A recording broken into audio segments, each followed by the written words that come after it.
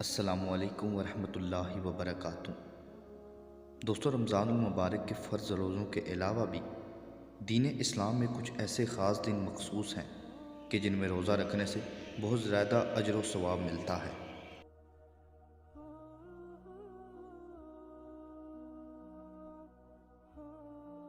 اور انہی خاص ایام میں شعبان المبارک کے مہینے کی 15ویں یعنی کہ اس کا وسط کہلاتا ہے۔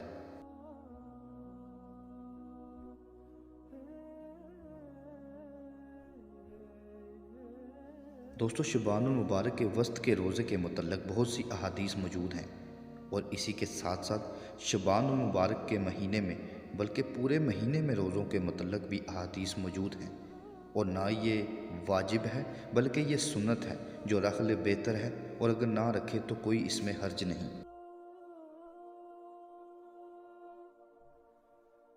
جیسا کہ سنن نسائی کی حدیث میں موجود ہے کہ حضرت اسامہ بن زید رضی اللہ عنہ سے منقول ہے کہ میں نے آپ صلی اللہ علیہ وآلہ وسلم سے عرض کیا کہ اے اللہ کے رسول، میں نے آپ کو کسی مہینے میں اتنے روزے رکھتے نہیں دیکھا جتنا آپ شعبان میں رکھتے ہیں، کیا وجہ ہے؟ آپ نے فرمایا، یہ وہ مہینہ ہے کہ رجب اور رمضان المبارک کے درمیان آنے کی وجہ سے لوگ اس سے غفلت کر جاتے ہیں، حالانکہ یہ وہ مہینہ ہے کہ اس میں رب العالمین کے ہاں انسانوں کے اعمال پیش کیے جاتے ہیں۔ میں چاہتا ہوں کہ میرے عمل پیش ہوں تو میں روزے سے ہوں۔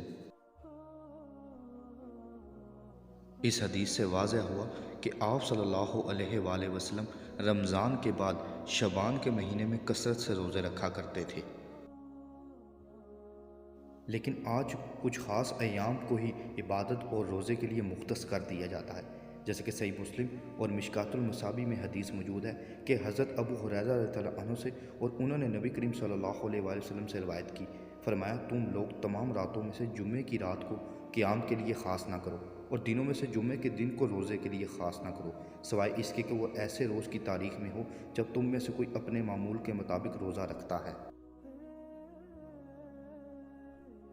صحیح بخاری، صحیح مسلم اور مشکوٰۃ المصابیح میں حضرت عائشہ رضی اللہ عنہا بیان کرتی ہیں کہ رسول صلی اللہ علیہ وآلہ وسلم نفلی روزے مسلسل رکھتے رہتے، حتیٰ کہ ہم کہتی کہ آپ روزہ رکھنا ترک نہیں کریں گے، اور آپ روزہ رکھنا ترک فرما دیتے، حتیٰ کہ ہم کہتی کہ آپ روزہ نہیں رکھیں گے، اور میں نے رسول صلی اللہ علیہ وآلہ وسلم کو ماہ رمضان کے سوا کسی اور مہینے کے مکمل روزے رکھتے ہوئے نہیں دیکھا، اور میں نے آپ کو شعبان کے علاوہ کسی اور ماہ میں زیادہ روزے رکھتے ہوئے نہیں دیکھا۔ یہ دوسری روایت میں ہے کہ آپ بیان کرتی ہیں کہ آپ صلی اللہ علیہ وآلہ وسلم پورا شعبان روزہ رکھا کرتے تھے، اور شعبان میں زیادہ روزے رکھا کرتے تھے،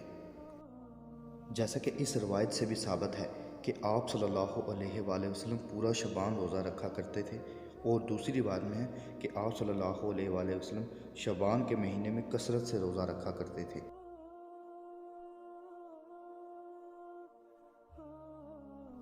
اسی طرح صحیح مسلم کی حدیث میں حضرت عمران بن حسین رضی اللہ عنہ سے روایت ہے کہ رسول صلی اللہ علیہ وآلہ وسلم نے ان سے یا کسی اور آدمی سے فرمایا، کیا تم نے شعبان کے وسط میں روزے رکھے ہیں؟ اس نے جواب دیا، نہیں۔ آپ صلی اللہ علیہ وآلہ وسلم نے فرمایا، جب تم روزے ختم کر لو تو 2 دن کے روزے رکھنا، یعنی کہ شوال میں، کیونکہ شعبان کے بعد رمضان کا پورا مہینہ، اور اس کے بعد پھر شوال میں 2 روزے رکھنا۔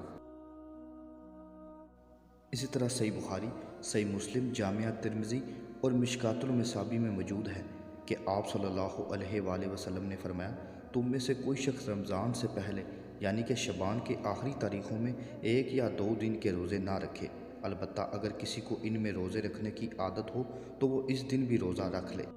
یعنی کہ صرف اسی شخص کو شعبان کے آخری 1-2 دن میں یا رمضان سے 1-2 دن پہلے روزہ رکھنے کی اجازت ہے جو عادتاً یا لگاتار شعبان میں روزے رکھ رہا ہو، باقی دوسرے کسی شخص کو جو کہ لگاتار روزے نہ رکھ رہا ہو، اس کو اس چیز کے لیے منع فرمایا گیا تاکہ رمضان کے مہینے کو فضیلت اور افضلیت دی جائے۔ اسی طرح جیسے پہلے کہا کہ شعبان کا 15ویں یعنی کہ اس کے وسط کا روزہ واجب نہیں بلکہ ایک سنت ہے، جسے رکھ لیا جائے تو بہتر ہے، اور اگر نہ رکھا جائے تو کوئی حرج نہیں، کیونکہ جیسا کہ صحیح بخاری کی حدیث میں موجود ہے کہ حضرت عائشہ رضی اللہ عنہا بیان کرتی ہیں کہ قریش کے جاہلیت کے زمانے میں عاشوراء کا روزہ رکھتے تھے، یعنی کہ جو فرض تھا، پھر آپ صلی اللہ علیہ وآلہ وسلم نے اس دن کا روزہ رکھنے کا حکم دیا، یہاں تک کہ رمضان کے روزے فرض ہو گئے، پھر آپ صلی اللہ علیہ وآلہ وسلم نے فرمایا کہ جس کا جی چاہے یوم عاشورہ کا روزہ رکھے اور جس کا جی چاہے وہ نہ رکھے۔ 15ویں شعبان کا روزہ یا شعبان کے وسط کا روزہ جو کہ 15 شعبان ہی کہلاتی ہے، اس روزے کو واجب سمجھ کر نہ رکھا جائے بلکہ سنت سمجھ کر رکھا جائے، اور اگر کسی وجہ سے وہ روزہ چھوٹ جائے تو اس میں کوئی حرج نہیں، اور اس کے لیے بھی آپ صلی اللہ علیہ وآلہ وسلم نے فرمایا کہ شوال کے یعنی کہ رمضان کا مہینہ گزرنے کے بعد پھر شوال میں 2 روزے اس کے بدلے رکھ لیے جائیں، اور وہ بھی سنت کے طور پر۔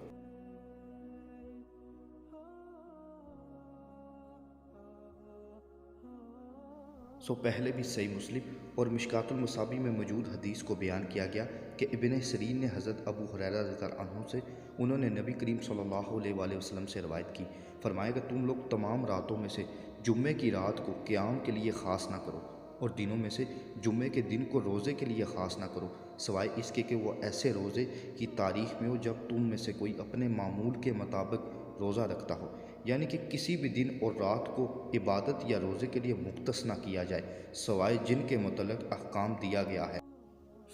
جو شب بارات یا اس کے علاوہ دوسرے دنوں میں صرف عبادت کو مختص کرتے ہیں، یا روزوں کو ماہ سوائے جن کے متعلق احکام دیا گیا ہو، یا جو عمل معمول سے اور عادتاً پہلے سے کیا جائے اس کے لیے اجازت ہے۔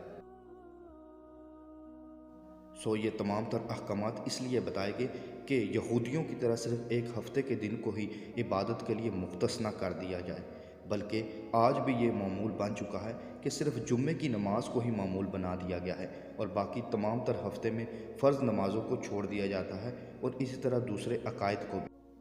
ان احادیث سے ایسے تمام تر طریقوں کو اپنانے سے منع فرمایا گیا ہے، ماہ سوائے جب آپ اپنی معمول اور عادت کے مطابق ان عبادات کو کر رہے ہوں تو کسی بھی دن اور رات کو قیام یا روزے کے لیے مختص کرنا منع ہے، ماہ سوائے ان ایام اور خاص دنوں کا جن کا پہلے ہی قرآن و حدیث میں حکم آ چکا ہو۔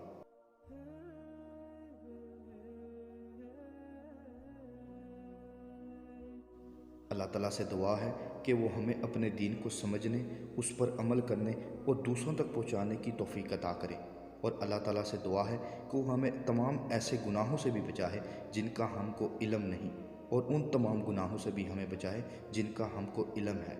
السلام علیکم ورحمۃ اللہ وبرکاتہ۔